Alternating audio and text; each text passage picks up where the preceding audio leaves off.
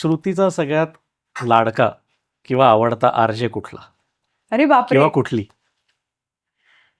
आई ग, so difficult यार, all of my friends यार, असं नाही तरी सांगू सुद्धा. शकत.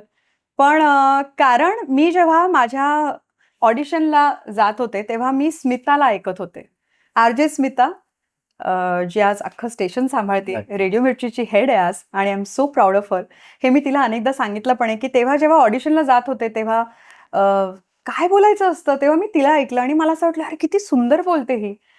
सो ती माझी खूप फेवरेट होती आणि असणार आहे असं मला वाटतं, आणि तिच्याकडनं मला ती प्रेरणा मिळाली. तर कितीही आज अनेक आरजेस आहेत जे खूप छान करतात, नवीन आरजेस खूप टॅलेंटेड आहेत, आणि मला नवीन आरजेसचं कौतुक ह्यासाठी पण वाटतं की ते खूप कमी वेळात स्वतःला खूप छान मार्केट करतात.